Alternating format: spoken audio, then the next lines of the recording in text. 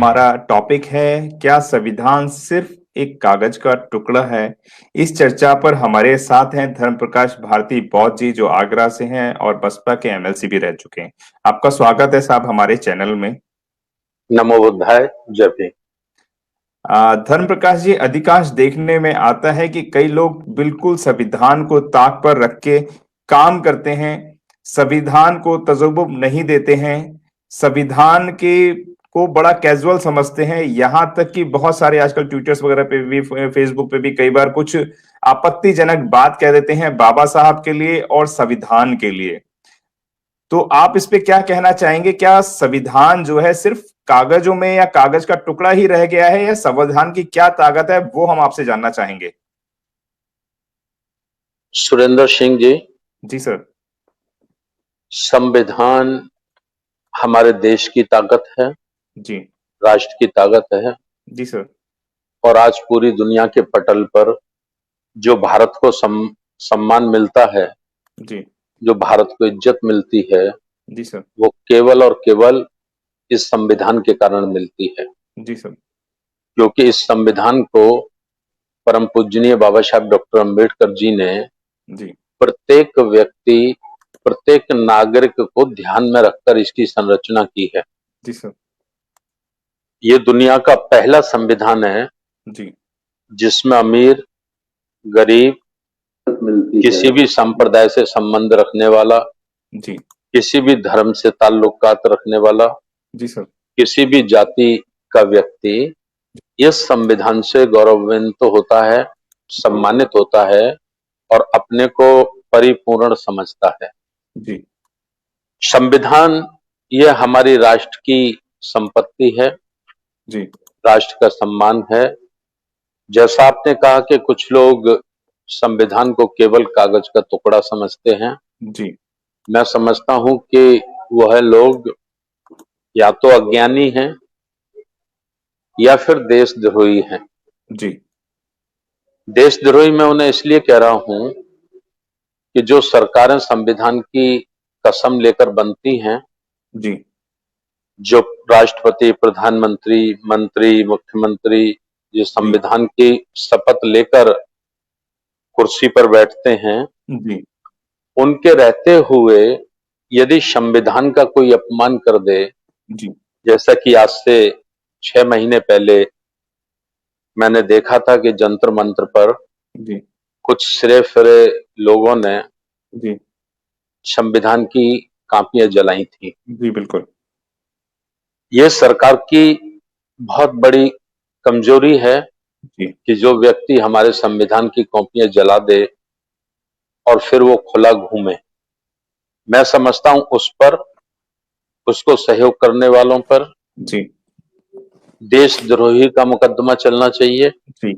और देशद्रोही का मुकदमा ही केवल नहीं चले बल्कि उनको फांसी की सजा होनी चाहिए। जी। लेकिन जब से ये संविधान प्रभाव में आया है, जी। तब से कुछ मुट्ठी भर लोग, उनकी ज्यादा संख्या नहीं है देश में, जी। बहुत कम संख्या है, जी। वह लोग इस संविधान से बहुत दुखी हैं। जी। और दुखी होने का कारण है कि उनकी मनमानी नहीं चल पा रही। जी। वो अपनी मनमानी यानी मन मुताबिक जो शोषण करते थे समाज का, जी। लोगों का, इंसान और इंसानियत का जो शोषण करते थे, उसकी हत्या करते थे, जी। इस संविधान ने उनके पैरों में बेड़ियां डाल दी हैं, जी सर। हाथों में हथकड़ियां डाल दी हैं। लेकिन वो धीरे धीरे पर्दे के पीछे से ये संविधान के प्रति जी। लोगों में जहर भरते हैं। जी। मेरा ऐसा मानना है कि इसके पीछे एक बहुत बड़ी ताकत काम करती है, जी सर। और वो ताकत काम करती है जो इस देश को पुनः मनुस्मृति में लाना चाहती है, जी। या मनुस्मृति जैसा राज्य लाना चाहती है। जी सर।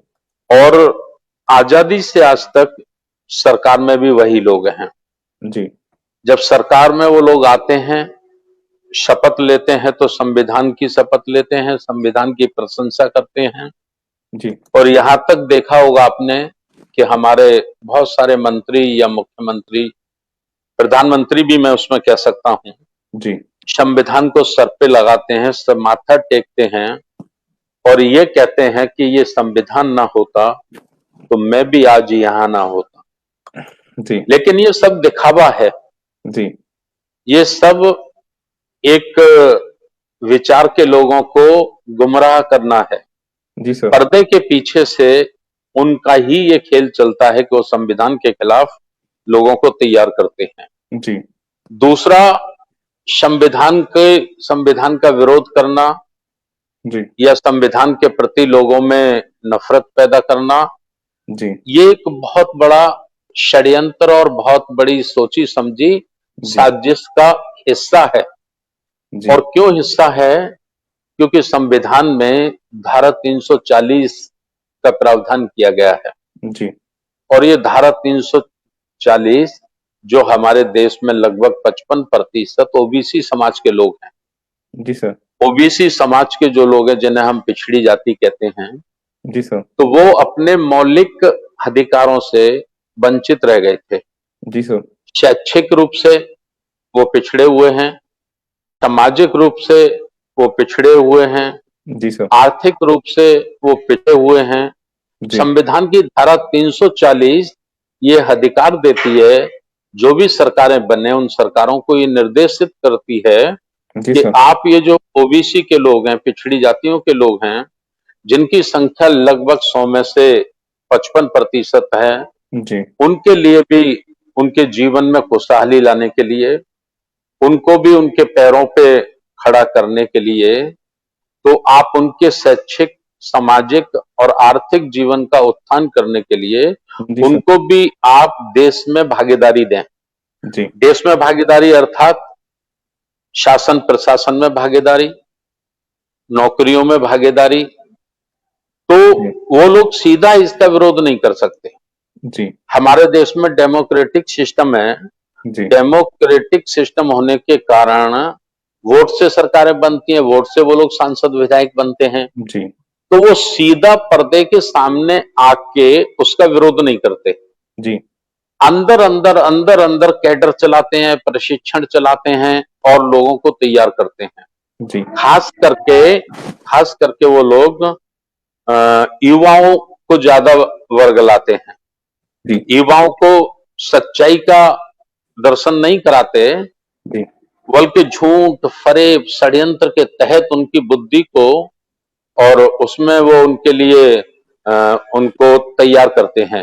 जी जैसे आपने देखा होगा, अभी 5-6 दिन पहले हमारी एक बेटी जिसका सरनेम पांडे है, जी वो संविधान के खिलाफ बोल रही थी।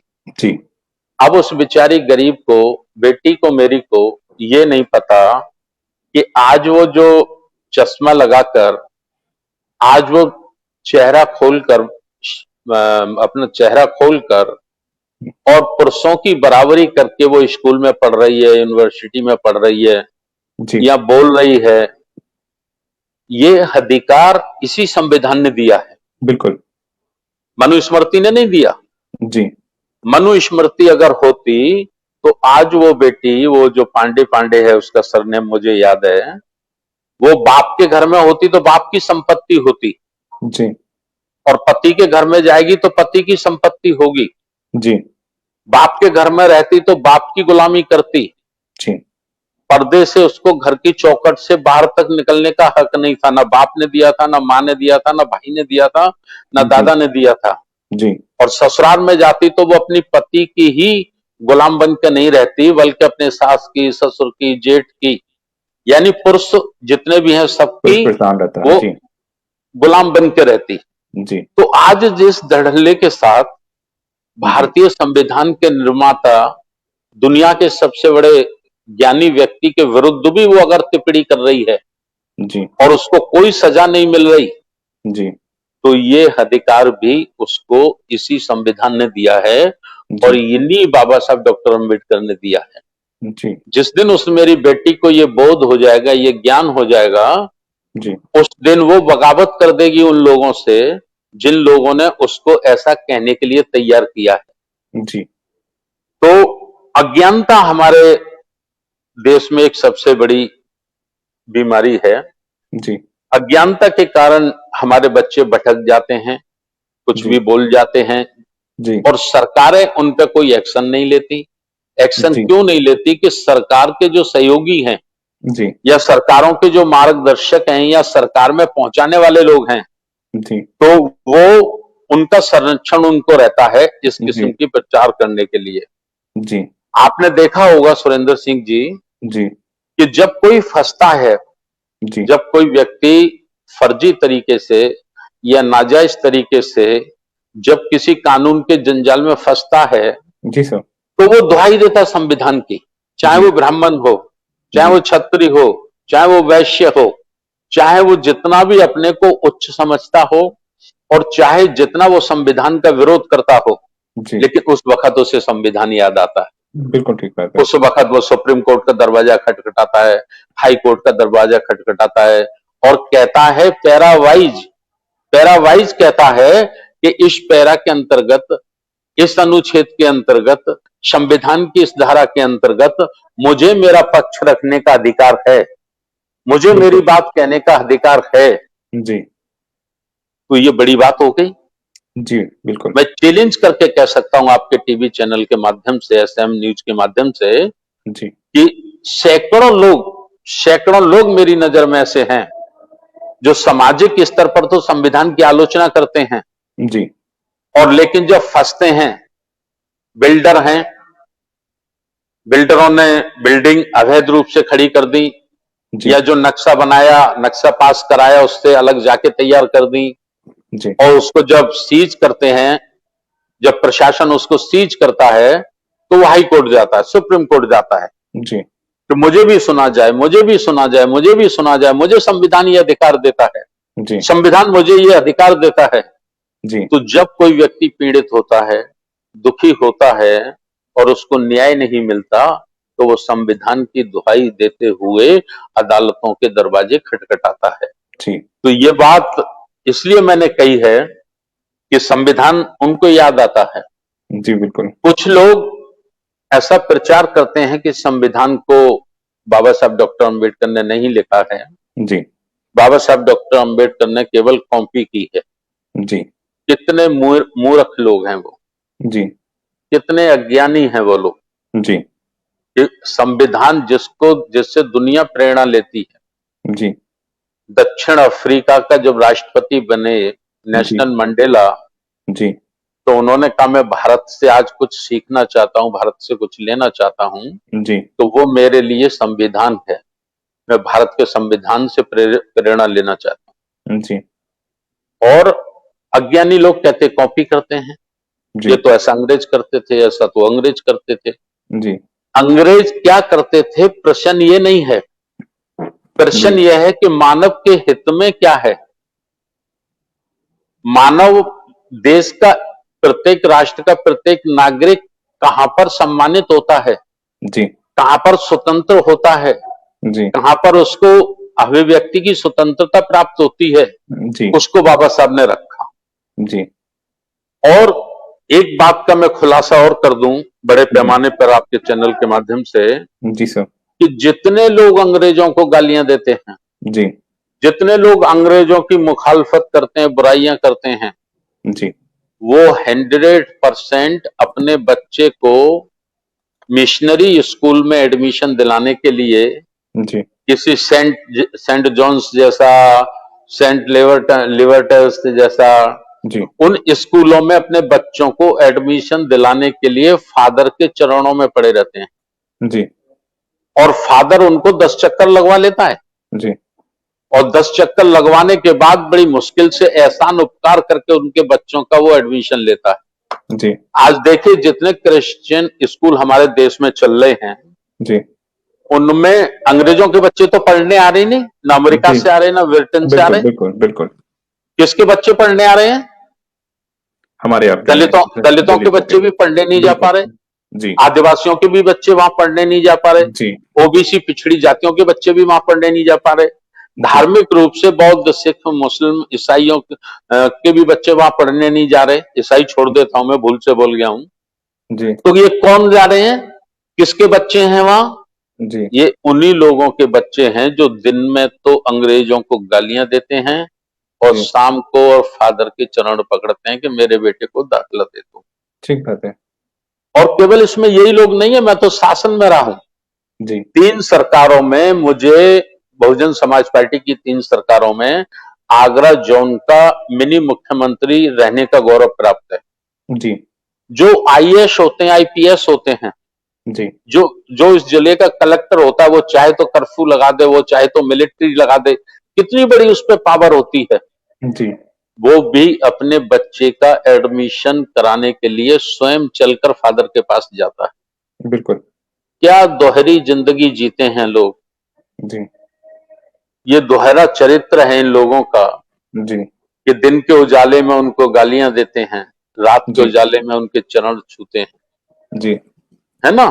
ये बिल्कुल ठीक बातें है। मैं ये बातें मैं इसलिए कह रहा हूं, मुझे आपने अवसर दिया है तो मुझे अपनी बात कहने का मौका मिला है। जी, हमारे बहुजन समाज को आने वाले लोग उनमें से परसेंट नहीं हो सकता, इत्तेफाक जी, कुछ लोग जो आर्थिक रूप से संपन्न हो गए उनमें किसी का वो जा बेटा हो सकते हैं। सकता है, जी, लेकिन 90% जो संविधान का विरोध करते हैं, जी, पीछे पीछे से संविधान की आलोचना करते हैं, जी, वही अंग्रेजों की आज भी गुलामी करते हैं, आज जी, वही फादरों के चरणों में पड़े रहते हैं। पड़े रहते हैं। जी, तो ये इस किस्म से मैंने ये बातें रखी हैं।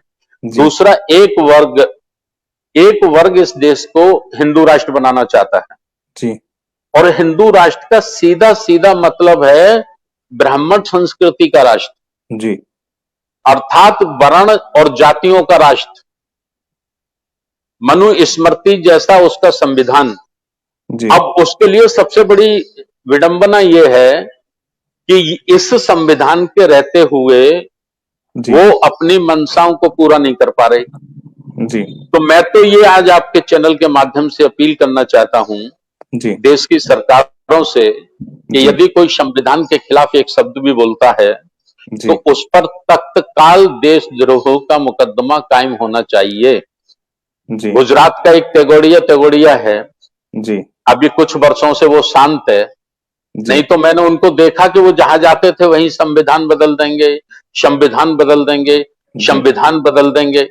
अरे जी, संविधान हमारे राष्ट्र का ग्रंथ है, जी, ये दुनिया के बड़े से बड़े ग्रंथों से बड़ा ग्रंथ है, हमारे देश का राष्ट्र का जी, ग्रंथ है। आप अगर आपने अभी तक हमारा चैनल सब्सक्राइब नहीं किया है तो सब्सक्राइब करें और घंटी का बटन बिल्कुल भी दबाना ना भूलें ताकि सभी लेटेस्ट खबरें पहुंच सकें आप पे सबसे पहले।